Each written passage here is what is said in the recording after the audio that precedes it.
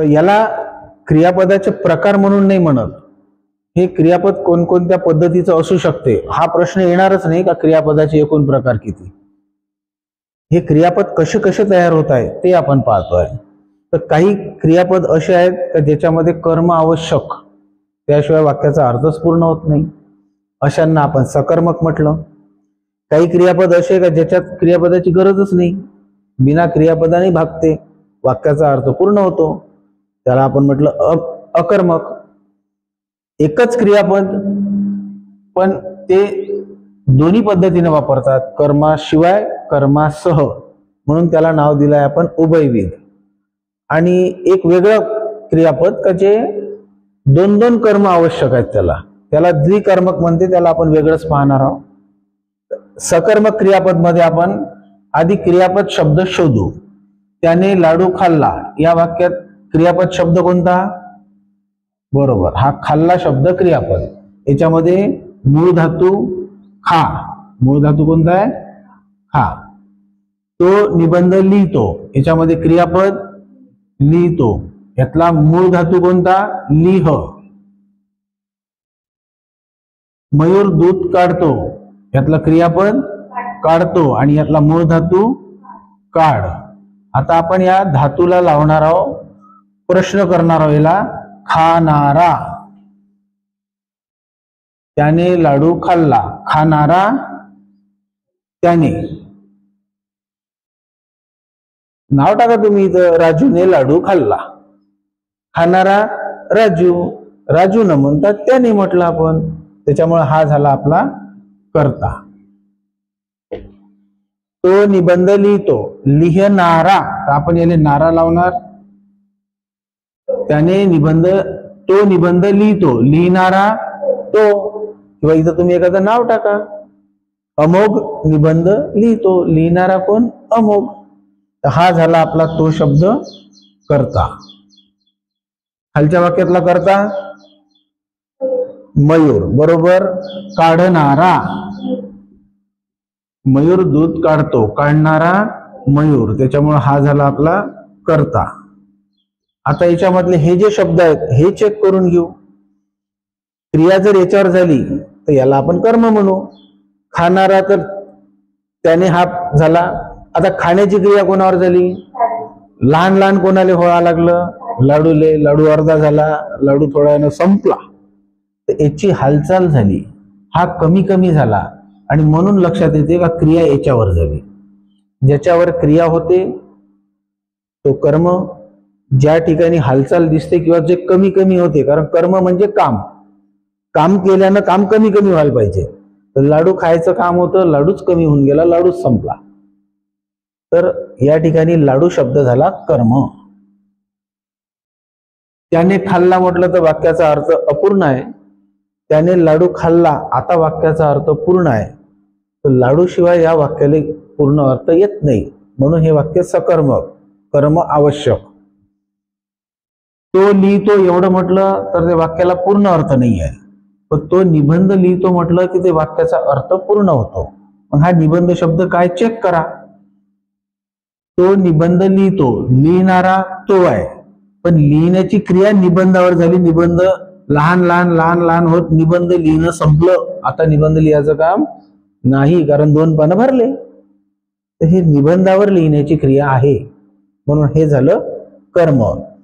मयूर दूध काढतो, काढणारा मयूर कर्ता, पण काढण्याची क्रिया त्या दुधावर झाली. दूध काढता काढता ती बकेट पूर्ण भरली, आता दूध काढणं संपलं. तर ज्या ठिकाणी कर्म आहे यालाच आपण कर्म म्हणतो का जे कमी कमी होणार आहे. तसं इथं लाडू कमी कमी झाला, इथं निबंध लिहिणं कमी कमी झालं, इथे दूधही काढणं कमी कमी झालं. तर जिथे कर्म हा शब्द, जिथे हालचाल दिसते आपल्याला, कर्म हा शब्द कमी कमी होणारा असतो, किंवा कर्म असा शब्द असतो का ज्याच्यावर क्रिया होते, क्रिया त्याच्यावर घडते म्हणा, क्रिया त्याच्यावर होते, त्याला क्रिया सहन करावं लागते.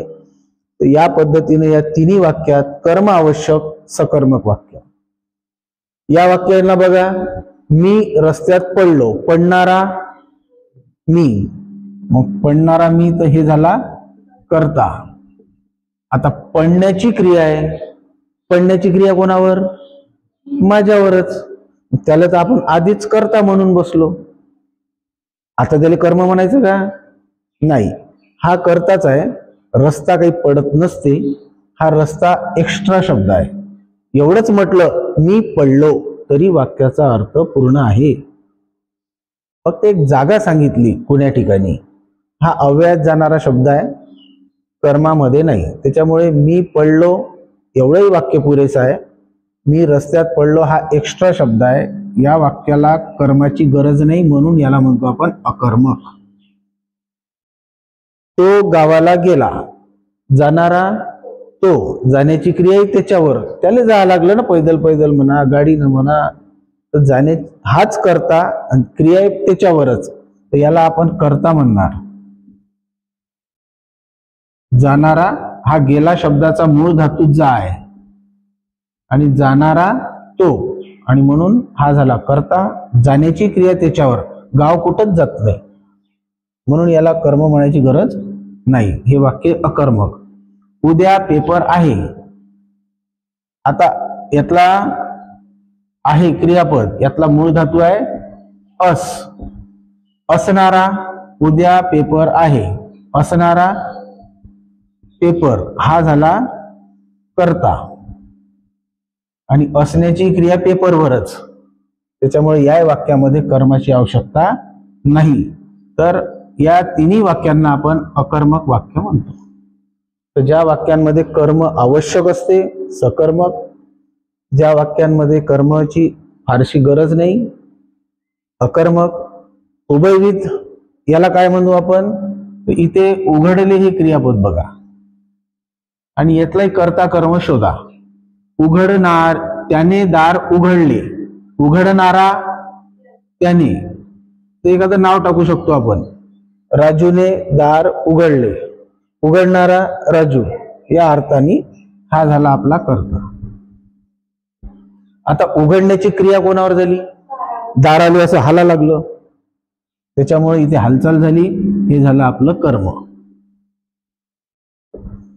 म्हणजे हे वाक्य झालं सकर्मक. कर्ताही आहे कर्मही आहे, म्हणजे हे वाक्य काय झालं आपलं सकर्मक वाक्य झालं. आता यात हेच क्रियापद या वाक्यात आहे. ते दार उघडले, उघडणारे, उघडणारे दार, त्याच्यामुळे आता या वाक्यामध्ये हा कर्ता आहे, दार शब्द कर्ता आहे आणि उघडण्याची क्रिया त्याच्यावरच आहे. ज्याला एकदा कर्ता म्हटलं त्याला डबल कर्म म्हणायची गरज नाही. त्याच्यामुळे हे वाक्य अकर्मक. मग एकच क्रियापद हे कधी कधी सकर्मक, कधी कधी अकर्मक, अशा क्रियापदांना उभयविध म्हणतात. उभयविध म्हणजे असे क्रियापद जे एखाद्या वाक्यात सकर्मक असते, एखाद्या वाक्यात अकर्मक असते. प्रश्न विचारताना दोन्ही वाक्य देतात. त्याने दार उघडले, ते दार उघडले. वरील वाक्यात उघडले हे क्रियापद कोणत्या प्रकारचे आहे? सरळ सरळ उभयविध, कारण ते सकर्मक अकर्मक दोन्ही पद्धतीने वापरतात. त्याने लग्न मोडले, हे मोडले क्रियापद. मोडणारा नाव टाका एखादं इथं. राजूने लग्न मोडले, मोडणारा राजू, या अर्थानं त्याने हा शब्द झाला कर्ता, हा शब्द झाला कर्ता. आणि मोडण्याची क्रिया लग्नावर, कारण लग्न हे मोडल्या गेलं एक घटना आहे, तर मोडण्याची क्रिया या लग्नावर झाली, तर हे झालं कर्म. आता खालच्या वाक्यात मोडले क्रियापद, मोडण, ते लग्न मोडले, मोडणारे हा कर्ता. ज्या वाक्यामध्ये एकदा याला कर्ता म्हटलं की डबल याला कर्म म्हणणार नाही. हे सकर्मक, हे अकर्मक. एकच क्रियापद मोडले, कधी सकर्मक वापरतात कधी अकर्मक वापरतात, तेव्हा त्याला उभयविध क्रियापद म्हणतो. असे आपण क्रियापदाचे काही प्रकार पाहिले. तर हे क्रियापद कसे कसे तयार झाले? कर्म आवश्यक आहे सकर्मक, कर्म नको आहे काही फरक पडत नाही अकर्मक, एकच क्रियापद कधी सकर्मक कधी अकर्मक, तेव्हा त्याला म्हणतात उभयविध. आता पुढचा भाग आपण पाहणार आहोत का दोन कर्म कसे.